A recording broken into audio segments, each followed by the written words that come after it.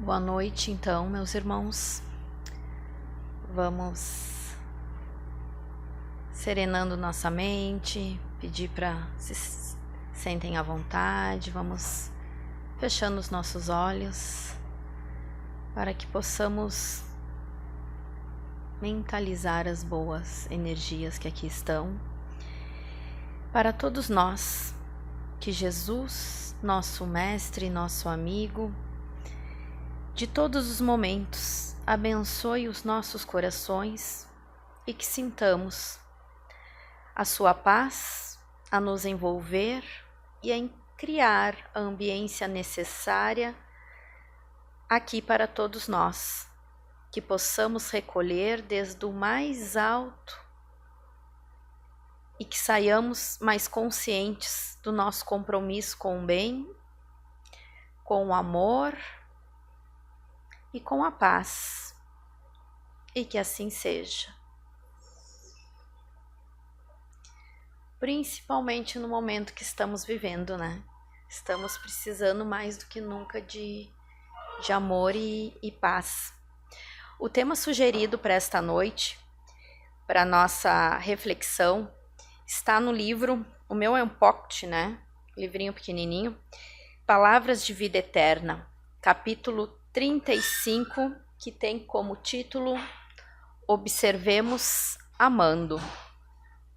O Emmanuel, ele vem fazer essa reflexão sobre o versículo 3, capítulo 7 do Evangelho segundo Mateus, e inicia com uma pergunta que Jesus faz. Por que vês o argueiro no olho de teu irmão? Habitualmente, nos fala Emmanuel, guardamos o hábito de fixar as inibições alheias com absoluto esquecimento das nossas, exageramos as prováveis fraquezas do próximo, pré-julgamos com rispidez e severidade o procedimento de nossos irmãos. A pergunta do mestre acorda-nos para a necessidade da nossa educação. De vez, de modo geral, descobrimos nos outros somente aquilo que somos. A advertência de Emmanuel, diante disso, ela é bem contundente, né? Ela é bem clara, não deixa dúvida, porque dificilmente nós passamos um dia, não vou dizer nem a vida, né? Dificilmente passamos um dia sem julgar alguém ou alguma ação, sem fazermos algum julgamento. Às vezes mais leve, às vezes até mais pesado, mais agressivo, em relação à situação e às pessoas. E às vezes a gente faz isso com pessoas que não estão nem se relacionando com nós. A pessoa está ali passando, nós olhamos, às vezes olhamos a roupa, às vezes pensamos alguma coisa, e às vezes a gente olha até com aquele olhar mais maledicente, né? Criticando, desqualificando a pessoa. Olha, eu acho que aquele cabelo deixou aquela pessoa mais velha, aquela roupa não tá bem, não tá de acordo com a idade, a pessoa não está se comportando como deveria. A gente vai criticando. Às vezes, quando essa pessoa é muito diferente de nós, às vezes somos mais fechados, às vezes encontramos uma pessoa mais alegre, mais sorridente, a gente também critica, né? Como se aquela pessoa tivesse querendo se aparecer por ter um tom de voz, às vezes, diferente do nosso. E são esses olhares que Emmanuel está nos alertando, ele vem nos alertando para que possamos nos corrigir. Ele acorda sobre essa necessidade que temos de nos educarmos, de aprendermos. Porque muitas vezes a gente, citar um exemplo, eu não gosto de suco de limão. Mas a pessoa que gosta, ela está errada. Ou eu não como carne. Ah, mas aquela pessoa come carne. Como ela não está evoluída? Por que ela come carne hoje em dia? Ou ao contrário, a pessoa é vegetariana. Mas que bobagem.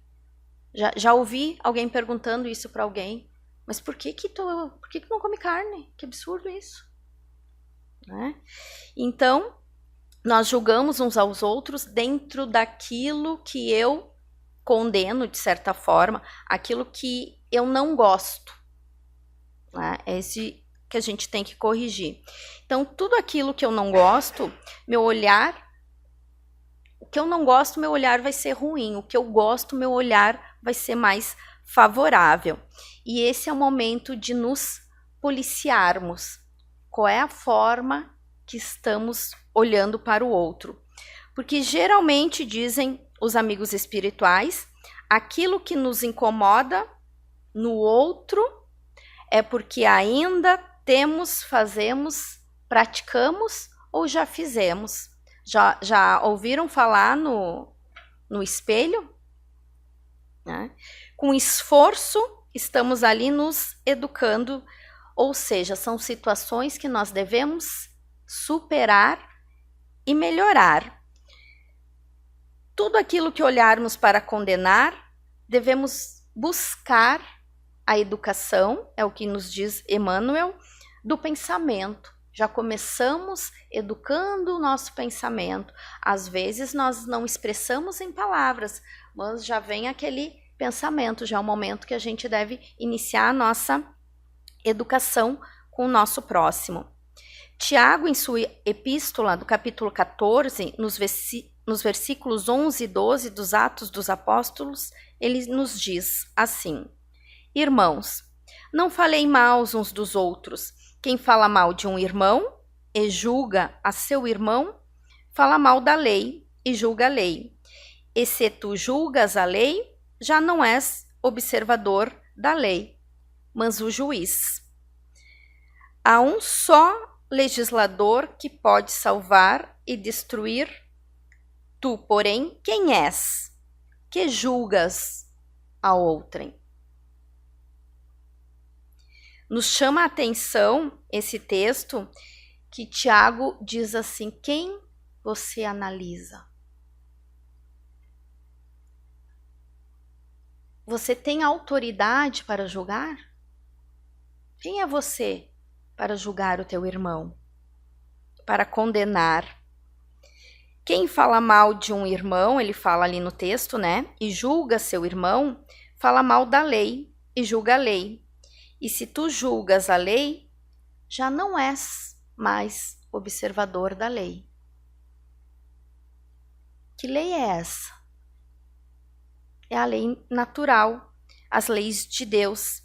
Se eu ainda não consigo viver plenamente em equilíbrio e harmonia, essas leis, em relação ao espírito, ainda na minha caminhada de evolução, são coisas que eu tenho que aprender através das minhas imperfeições, né? Ainda estou tendo que educar, ainda estou tendo que superar muitas coisas. Como é que eu me coloco no lugar do Criador ao ponto de julgar o outro? Situações ou pessoas. E a pergunta que o Tiago faz ali, ela é bem forte, né? Tu, porém, quem és que julgas a outrem? Quem somos nós para julgar o outro? Quantas vezes já nos perguntamos, ou quantas vezes devemos nos perguntar ao julgarmos a outra pessoa? E aí, a gente traz isso para o nosso dia a dia. A gente que traz um assunto aqui para reflexão, a gente sempre entende que esse assunto é para nós. Nós somos as primeiras pessoas que temos que aprender com aquilo que a gente traz para refletir. E aí, eu quando estava estudando o texto, eu pensei quantas vezes eu já julguei ou julgo, né? E percebendo, conforme a gente vai aprendendo, vai envelhecendo, vai adquirindo mais maturidade, a gente vai ficando mais consciente, até mais paciente, né? Quando somos mais jovens, a gente é muito imediatista, né? Então, é muito mais provável que a gente julgue mais, critique mais, né? Em relação ao todo. Ou seja, as coisas do dia a dia eu vejo que me indignavam muito mais do que me indignam hoje. Né? Hoje eu me sinto muito mais paciente do que eu já fui. Espero que amanhã eu seja mais do que sou hoje também. E na verdade era porque eu estava julgando. Né? Quanto mais irritado, mais a gente está julgando ali, né?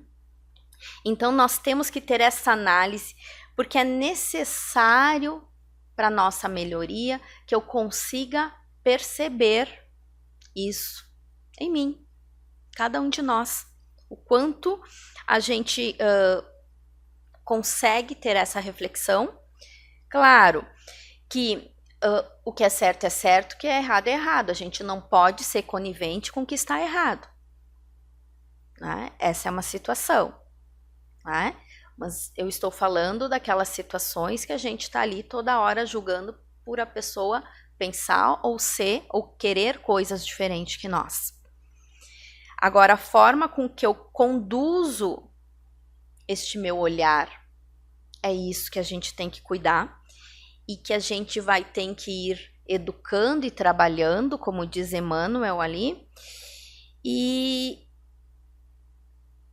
até tem um texto, eu acredito que é no Pão Nosso, que ele fala que indignar-se é necessário, sim. Quando as coisas estão erradas, quando a gente vê alguém fazendo mal, recebendo mal, sim, é necessário neste momento. Né? Mas nos demais momentos é necessário a gente serenar.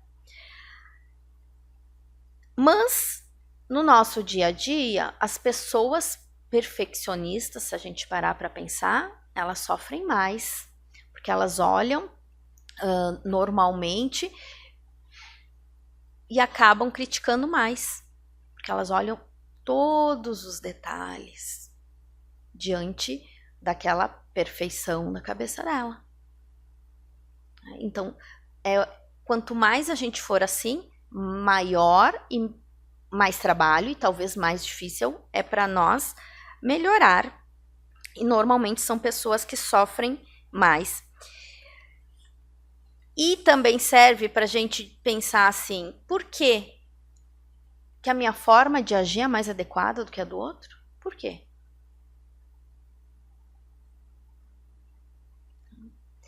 Ah, mas eu acho que eu tô certa. Normalmente a gente diz assim, ah não, mas é porque eu tô certa. Mas por quê? Né? E esse porquê nos ajuda a refletir realmente sobre as nossas ações ou até o tamanho das nossas reações perante as nossas ações. Essa análise que a gente tem que buscar a fazer. Ou seja, nós já identificamos, quantas coisas já identificamos em nós que podemos e que já melhoramos? Quantas ainda identificamos que ainda não conseguimos melhorar? E quantas ainda não aceitamos? Às vezes a pessoa fala com a gente, olha, eu acho que isso aqui não tá legal. Aí a gente diz, não, mas eu não sou assim. Alguém já fez isso? Não, mas eu não sou teimosa, não sou teimoso. Todos nós, às vezes, se achamos mais fáceis de tratar do que realmente somos, né? Então, é bem importante a gente ficar ali o quanto eu sou paciente, ou quanto eu me irrito com facilidade. Por que eu me irrito com facilidade? O que está acontecendo? E outra situação é que é nessas pequenas pequenas coisas do nosso dia a dia. O ideal, mas eu acredito que a gente não faz isso todo dia, não faz com frequência, seria quando chegasse no final do dia a gente se analisar. Fazer um quadro lá na nossa casa, um mural e escrever. Ó, isso eu fiz legal, isso aqui eu dei uma melhoradinha, isso aqui eu ainda... Tem coisas que eu não aceitei. Para no decorrer do tempo a gente ter uma escala melhor de melhoria. Muitas vezes a gente nega isso. Por que que a gente nega? Porque se a gente aceitar, a gente vai ter que mudar. Vou citar um exemplo de vícios, às vezes, de cigarro. A pessoa fuma demais. E aí alguém fala, olha, você está fumando demais. E a pessoa diz, não. Em vez de tentar fumar menos, que cigarro faz mal para a saúde, às vezes a pessoa esconde aquele cigarro ou fuma escondido daquela pessoa. Eu já conheci uma pessoa que fuma escondido de uma outra pessoa, e aí eu fico pensando assim, tá, mas eu tô enganando quem? A pessoa ou eu? Né? Então, essa questão de assumir a responsabilidade, não, eu fumo demais, realmente, então tem que fumar menos. Talvez eu não vou conseguir eliminar tudo de uma vez só, mas vou começando devagarinho. Hoje eu vou fumar um pouco menos, que assim é para bebida e assim é para vários outros vícios que às vezes a gente possa ter, né? Devagarinho e com a ajuda, porque não adianta a gente esconder, como diz o outro, né? E são nessas pequenas coisas que parecemos fáceis às vezes de assumir que a gente vai não assumindo, mas é assim que a gente começa a ter responsabilidade sobre a nossa própria mudança. Nós não vemos o mundo como ele é, nos fala a espiritualidade. Nós vemos como nós somos. Espiritualidade também nos alerta que vemos o outro como nosso espelho. Então, nós temos atento ao convite ali no início do texto de Emmanuel para que possamos nos educar, porque é um processo de educativo. Nós não reencarnamos para sofrer. Eu até vou repetir, porque às vezes a gente acha que não, a gente não está aqui para sofrer. A gente está aqui para se educar e para melhorar. Essa ideia de sofrimento, de castigo, né? É até é algo antigo, enfim, de espíritos que entendiam através desta linguagem. Mas hoje, a psicologia, a ciência, se alguém aqui trabalha com psicologia, entende que isso evoluiu, isso mudou, né? E a gente já entende hoje que esse pensamento de culpa, ele me faz mal. Né? Ele não me traz benefício algum, ele me aprisiona ao sofrimento e ainda faz com que a gente atraia situações mais difíceis. E aí fica aquela bola de neve. Ou seja, nós estamos aqui para aprender. Claro, é como se fosse uma prova, né? Vamos pensar, trazer para o mundo atual. Se eu demorar para aprender, eu vou indo um pouco mais além, tenho que estudar mais, vou passar mais trabalho, tenho que fazer mais esforço. Essa é a nossa caminhada. E quando acontecem as coisas difíceis, a pergunta que a gente tem que fazer, já que o meu caminho é melhorar, por que eu estou passando por isso? O que eu tenho que aprender com isso? Às vezes a gente não aprende e aí volta a acontecer isso de novo. Vamos lá? Por que eu estou passando isso pela segunda vez? O que eu tenho que aprender que eu não entendi da primeira vez? Meu caminho é de educação. E a leitura, ela segue da seguinte forma. A benefício de nossa edificação, recordemos a conduta do Cristo, na apreciação de quantos lhe defrontam a marcha. Para muitos, Maria de Magdala era mulher obsidiada e inconveniente, mas para ele surgiu como sendo um formoso coração feminino, atribulado por indizíveis angústias, que, compreendido e amparado, lhe espalharia no mundo o sol da ressurreição. No conceito da maioria, Zaqueu era usuário de mãos azinhavradas e infelizes. Para ele, no entanto, era amigo do trabalho, a quem transmitiria alevantadas noções do progresso e riqueza. Aos olhos de muita gente, Simão Pedro era fraco e inconstante. Para ele, contudo, representava o brilhante entranhado nas sombras do preconceito, que fulgiria a luz de Pentecostes para vincular-lhe o Evangelho. Na opinião do seu tempo, Saulo de Tarso era rígido doutor da lei mosaica, de espírito endurecido e tiranizante. Para ele, porém, era um companheiro mal conduzido que buscaria em pessoa as portas de Damasco para ajudar-lhe a doutrina. Olha que lição valiosa, né?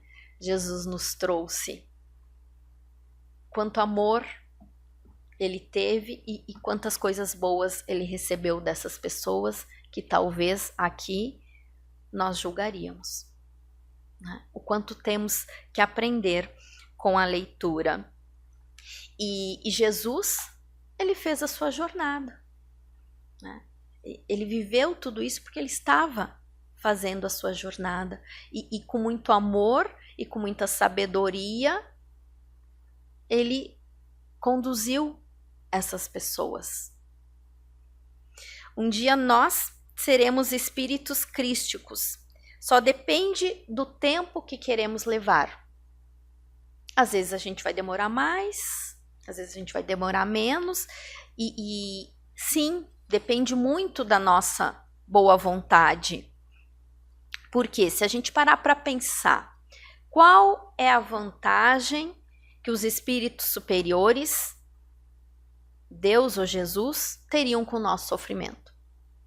Nenhuma. Nenhuma. Então eles querem que a gente vá aprendendo, vá evoluindo, sim, para que possamos ser anjos o quanto pudermos, né? Por isso a gente tem que enfrentar as dificuldades, todo esse aprendizado. E na leitura, o Emmanuel, ele vai encerrando dizendo o seguinte: observemos amando, porque apenas o amor puro arrancará por fim as escamas de treva dos nossos olhos, para que os outros nos apareçam na bênção de Deus, que invariavelmente trazem consigo. Se tivermos este olhar de amor, se tivermos este olhar que realmente temos que aprender, essa observação amorosa com nós mesmos quando vemos algo que a gente julga estranho, ou que a gente veio lá no pensamento em julgar, não. Olhar com um olhar mais amoroso para esta situação. Diferente de condenatório ao nosso irmão, se realmente por todos aqueles processos que já temos conquistados moralmente, o irmão está em erro, oremos. Oremos sempre. Oremos por nós, oremos por eles. Assim como naquela leitura anterior, como Jesus viu todos eles como pessoas para ajudar, oremos, para que a gente consiga mudar a nossa maneira de pensar. Todos nós renascemos e nascemos para dar certo. Escolhemos as estradas pelo livre-arbítrio. Quando tiver um irmão faltando, oremos para que ele desperte. Oremos para que nós consigamos despertar. Muitas vezes estão dentro da nossa própria família, trazendo sofrimento. Ao invés de querermos revidar, né? Às vezes é nosso companheiro de vida, buscamos ver, olhar para essa pessoa que talvez esteja com uma dor muito grande e não está conseguindo se expressar. Busquemos envolvê-la pela energia de amor e paz.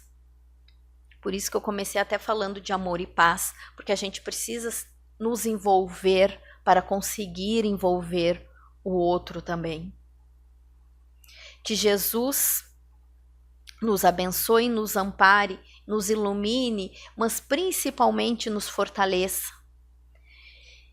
E nos guarde com muita luz e muita força nessa observação de amor. E que possamos fazer isso diariamente. Vou pedir para os nossos irmãos se posicionarem, vou pedir para que todos, elevando o pensamento a Deus e a Jesus, e oremos com muita força, com muita fé. Pai nosso, que estais no céu, santificado seja o vosso nome, venha a nós o vosso reino, seja feita a vossa vontade, assim na terra como no céu.